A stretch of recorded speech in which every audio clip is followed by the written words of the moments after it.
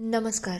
आजच्या एपिसोडला जर मी शॉर्टमध्ये एक्सप्लेन करायला जाऊ तर इकडे आदोक्ष इंदूवरती वाटेल ते आरोप करतोय. इंदू त्याला पलटवार करण्याचा पुरेपूर प्रयत्न करतो, पण इंदू आणि आदोक्षचं जोरदार भांडण होणं आहे.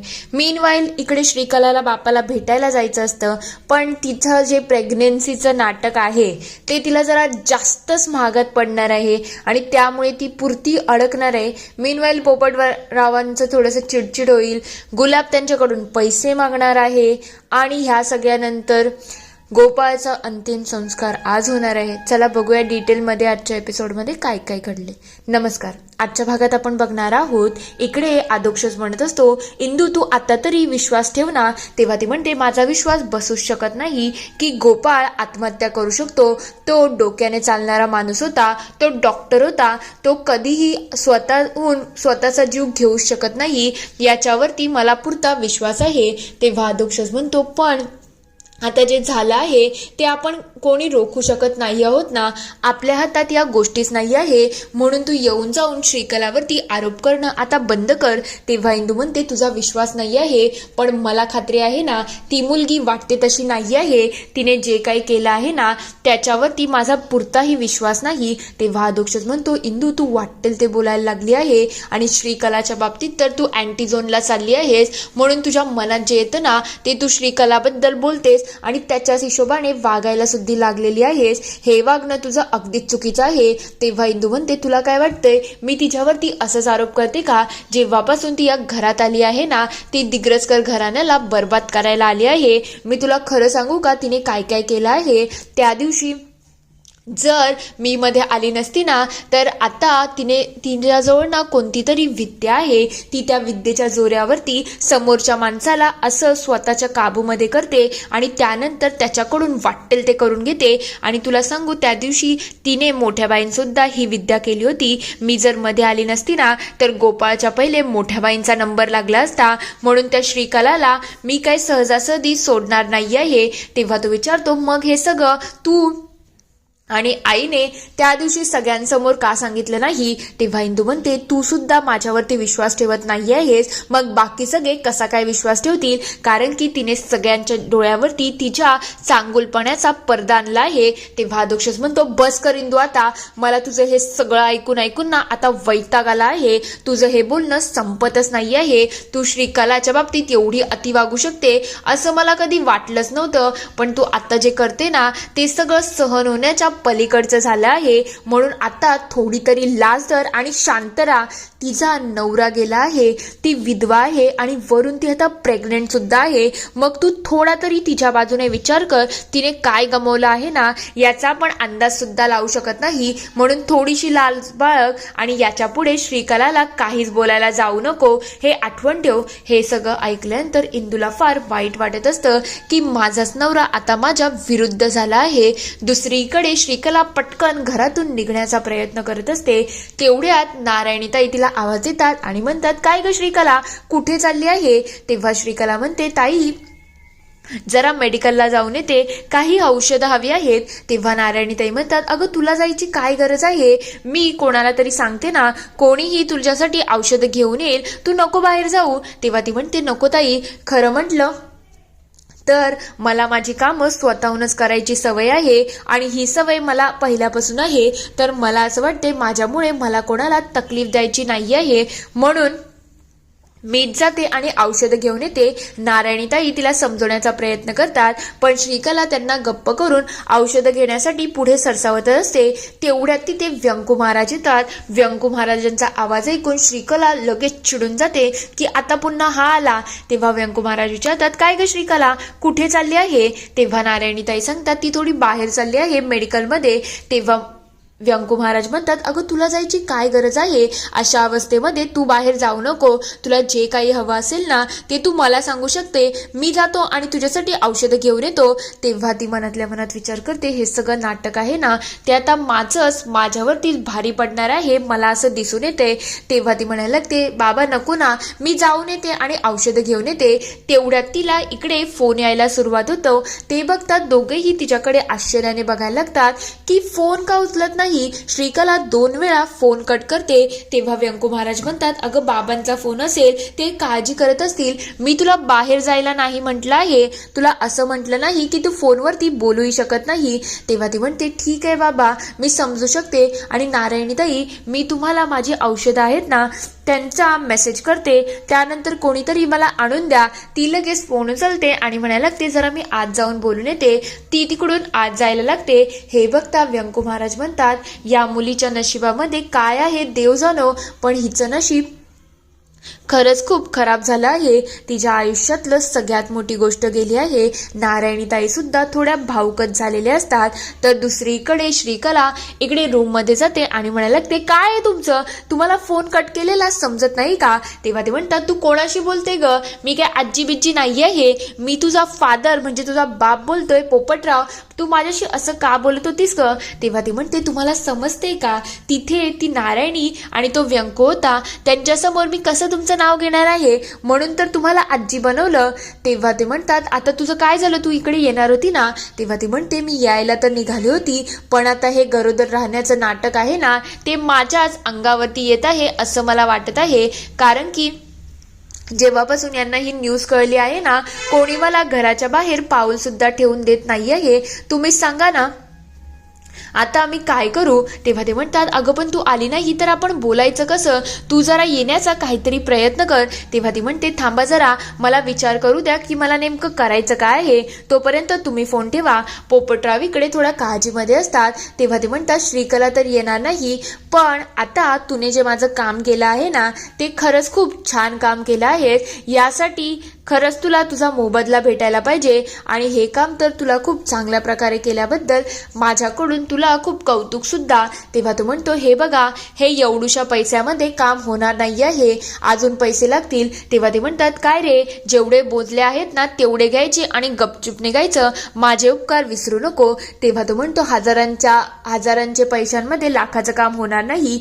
तुम्ही त्या गोपाळच्या डोक्यावरती वार केला आहे, हे पोस्टमॉर्टम रिपोर्टमध्ये स्पष्टपणे आलं आहे. ते मॅनेज करणं आणि सगळ्या गोष्टी करणं ना वाटतं तेवढं सोपं नाही आहे. तेव्हा पोपटराव म्हणतात, माझ्याचमुळे तू कामाला लागला आहेस हे विसरू नको. तेव्हा तो म्हणतो, तुम्ही जेव्हा सत्तेमध्ये होते तेव्हा मला कामाला लावलं आहे, म्हणून तर तुमच्या सगळ्या गोष्टी मी आता मॅनेज करतोय, नाहीतर हे सगळं मी केलं नसतं. पण आत्ताच सांगून देतो की तुम्हाला मला अजून पैसे मोजायला लागतील, नाही तर वरपर्यंत सगळ्या गोष्टी मॅनेज करणं मला कठीण होऊ शकतं.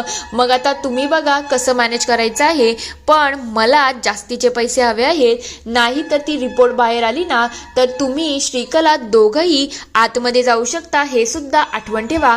पोपटरावांना थोडं टेन्शन आलेलं असतं. तेव्हा ते म्हणतात, आजकाल देवा कोणीच कोणाचं राहिलं नाही, सगळी हावरट झाली आहेत पैशाच्या मागे, काय करू मी? तेव्हा रत्ना म्हणायला लागते, ते तर बरोबर आहे, पण आता करायचं काय आहे ते तरी सांगा. तेव्हा ते म्हणतात, एक काम कर, श्रीकलाला फोन कर आणि तिला कळव की याला गुलाबला अजून पैसे द्यायचे आहेत. तेव्हा ती म्हणते, पण आज फोन करून चालणार नाही, आज त्या गोपाळचं अंत्यविधी आहे आणि तिच्या आजूबाजूला खूप जास्त लोक असतील. आज गोपाळचं सगळं होऊ द्या, नंतर मी तिला फोन करते. तेव्हा त्यांनाही थोडं का होईना वाईट वाटण्यासारखं वाटत असतं, पण चेहऱ्यावरून काही दिसत नसतं. तर दुसरीकडे इकडे व्यंकू महाराज खूप हताश झालेले असतात. तेव्हा ते विठुरायासमोर उभे राहतात आणि म्हणतात, विठुराया, ज्या हाताने मी माझ्या मुलाला लहानाचं मोठं केलं, ज्या हातांनी मला अंत्यविधी द्यायला पाहिजे होता, त्याच हातांना मी आज अंत्यविधी दिला आहे. एक बापासाठी याच्याहून वाईट काहीच नसू शकतं की त्याला स्वतःहून स्वतःच्या मुलाचा अंत्यविधी करायला लागलेला आहे. त्याच्या देहाला अग्नी देण्याचं इतकं वाईट काम माझ्याकडून झालं आहे. मला तर खरंच समजत नाही, माझ्या मुलाच्या बाबतीत एवढी मोठी गोष्ट कशी काय होऊ शकते. म्हणजे तो लहानपणापासूनच माझ्यापासून थोडा दूर होता, त्याची आई गेल्यापासून, पण नंतर मला असं वाटत होतं की गोष्टी चांगल्या होऊ शकतात, पण असं काहीच झालं नाही. मी कधी त्याच्याशी बोलूच शकलो नाही. खरं म्हटलं तर माझी सुद्धा चूक आहे. जर मी एकदा त्याला प्रेमाने समजवलं असतं, त्याच्या जवळ बसलो असतो आणि त्याला खूप आधाराने दिलं असतं की बाळा काहीही झालं ना तरी हा मार्ग निवडता कामा नये, सगळ्या प्रॉब्लेमचे सोल्युशन निघू शकतात. पण त्याने टोकाचं पाऊल उचललं आणि टोकाच्या पावलामुळे सगळं काही बर्बाद झालं आहे. काय रे विठुराया, तू सांग ना मला, आता त्याने हे सगळं का केलं, त्याच्यावरती कोणतं टेन्शन होतं, याचं उत्तर मला कसं भेटेल? म्हणजे मला खरंच समजत नाही, माझा मुलगा एवढा हताश कसा काय असू शकतो? मी लोकांना न्याय शिकवतो पण माझ्या घरामध्येच एवढी मोठी गोष्ट घडली आहे ज्याचं मलाच उत्तर मिळत नाही आहे. मी कसं या गोष्टीतून मार्ग काढू? ही जी खंत आहे ना मनामध्ये मुलगा गमावल्याची, ती आयुष्यभर राहणार आहे आणि ती खंत कोणीच पुसू शकत नाही. आता हे जखम आहे ना ती कायम अशीच लगलगती राहणार आहे. मला खरंच समजत नाही विठुराया, मला आता पुढे काय करायला पाहिजे? माझ्या मुलाच्या बाबतीत एवढा कठोर निर्णय तू कसा काय घेतला? नियतीचा खेळ काय असतो ना ते आत्ता मला कळत आहे, कारण की हे सगळं माझ्या मुलाच्या बाबतीत आलं आहे ना. हे सगळं बोलणं इकडे इंदू सुद्धा ऐकते आणि म्हणायला लागते, व्यंकू महाराज, मी तुम्हाला खरं सांगितलं तर हे सगळं गोपाळने केलेलंच नाही आहे, नियतीचा खेळ नाही आहे, कोणीतरी मुद्दाम हे सगळं घडून आणलं आहे. विठुराया, जसं हे सत्य शोधणं माझं कर्तव्य आहे ना, तसं या सत्याचा तुलाही मला सपोर्ट करायला लागेल, कारण की तुझ्या सपोर्टशिवाय या गोष्टी होऊ शकत नाही. गोपाळ कधीच आत्महत्या करू शकत नाही, कारण की तो तर लोकांचा जीव वाचवायचा, तो बुद्धीने काम करायचा, पण त्याची कोणीतरी बुद्धिभ्रष्ट केली असेल म्हणून तर एवढं मोठी गोष्ट घडली आहे. या श्रीकलाचं जे काही नाटक आहे ना ते मला लवकरात लवकर सगळ्यांसमोर उघडं करायला पाहिजे म्हणजे पाहिजे, नाहीतर सगळ्यांच्या डोळ्यावरती ही अशीच पट्टी राहील. इंदू या सगळ्या गोष्टीमध्ये खूप कणखर झालेली असते, पण व्यंकू महाराज खूप हताश झालेले असतात. तर दुसरीकडे इकडे गोपाळचा फोटो सुद्धा वर लागलेला असतो आणि बाजूला अंताजीचा सुद्धा फोटो असतो. हे सगळं व्यंकू महाराज बघत असतात आणि त्यांचे डोळे पाणावलेले असतात. त्यांना आठवण येतं की गोपाळ लहानपणी कसा होता, कसं तो थोडं का होईना तेव्हा माझ्याशी बोलायचा तरी. त्यानंतर त्यांना आठवतंय की मंदिरामध्ये येऊन गोपाळने माझा आशीर्वाद घेतला होता आणि या सगळ्या गोष्टींच्या विचारामध्ये तो थोडे भावुक झालेले असतात. तेवढ्यात मागून श्रीकला येते आणि गोपाळचा फोटो लटकलेला बघून तिला खूप आनंद होत असतो, पण तेवढ्यात ती बघते की तिथे व्यंकू महाराज आहेत, म्हणून ती डोळ्यामध्ये हात घालते आणि रडण्याचं पुन्हा नाटक सुरू करते. तेव्हा ती म्हणते, बाबा हे सगळं गोपाळने का केलं असेल हो? आमचा तर संसार आत्ताच सुरू झाला होता ना. तेव्हा व्यंकू महाराज म्हणतात, याचं उत्तर माझ्याकडे नाही आहे आणि मी तरी तुला काय सांगू ग बाळा, जे गोष्टी मला माहितीच नाही ते मी तुला नाही सांगू शकत ना. तेव्हा ती म्हणते, पण आता माझ्या आयुष्यामध्ये काहीच उरलं नाही आहे बाबा, तुम्ही सांगा ना, त्याने एवढं मोठं पाऊल उचललं, आता मी कोणासाठी जगावं आणि काय करावं? म्हणजे सगळं काही बर्बाद झालं आहे. एवढा छोटाच आमचा प्रवास होता का, जे आमचं लग्न झालं आणि लगेच माझा नवरा गेला? म्हणजे तुम्ही सांगा ना, मी काय करावं? मला तर असं वाटतंय स्वतःला जसं गोपाळने निर्णय घेतला तसा स्वतःच्या बाबतीत निर्णय घ्यावा. तेवढ्यात व्यंकू महाराज तिला अडवतात आणि म्हणतात, श्रीकला, तुझ्या पोटामध्ये गोपाळचा अंश आहे आणि तू एवढं टोकाचं पाऊल घ्यायची गरज नाही आहे. आम्ही आहोत ना, आम्ही तुझ्या बरोबर कायम राहणार आहोत, म्हणून तू हताश होऊ नको. श्रीकला लगेच व्यंकू महाराजांना मिठी मारते आणि रडायला लागते.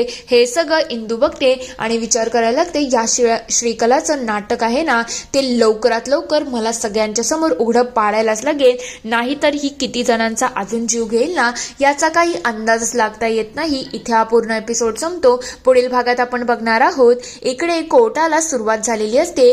तेव्हा इंदू विचारते, मला सांगा तुम्ही खिडकीतून येत होता की दरवाजातून? तेव्हा ते म्हणतात, मी तर दरवाजातून येत होतो. तेव्हा इंदू म्हणते, मग तुम्ही दरवाजाने येत होता, मग तुम्हाला खिडकीने खून होता ना कसा काय दिसला? तेव्हा मिटकर म्हणतात, अहो ते जाता आता दिसलं ना. तेव्हा इंदू म्हणते, तुम्ही सगळं खोटं बोलत आहात, कारण की तुम्ही हे सगळं बघितलेलंच नाही आहे आणि याच्यासाठी माझ्याजवळ पुरावा सुद्धा आहे. हे ऐकल्यानंतर मिटकरच्या तोंडातून शब्दच निघत नसतात आणि दुसरा वकील सुद्धा त्याच्याकडे बघत राहते. इंदू अक्षरशः त्याची वाट लावत असते. तेवढ्यात तिथे गुलाब सुद्धा असतो. तो लगेच श्रीकलाला कॉल करतो आणि म्हणतो, तुमचा जो मिटकर आहे ना तो पूर्णपणे एक्सपोज झाला आहे आणि मला असं वाटतंय तो आत्ता नाही तर थोड्या वेळानंतर तुमचं सुद्धा नाव घेईल, कारण की त्याला इंद्रायणीने पुरती वाट लावून टाकली आहे. आता तुम्ही बघा तुम्हाला काय मॅनेज करायचं आहे. हे ऐकल्यानंतर श्रीकलाच्या पायाखालची जमीन चालते. इथे हा पूर्ण एपिसोड संपतो. आता खरं म्हणजे इंदू तर वाघिणीसारखी रडायला तयार झाली आहे. खरंच ती श्रीकलाने केलेले सगळे कांड बाहेर आणेल का? तुम्हाला काय वाटतं ते मला कमेंटमध्ये नक्की कळवा. व्हिडिओ आवडला असेल तर लाईक, शेअर, सबस्क्राईब करायला विसरू नका. Thank you for watching.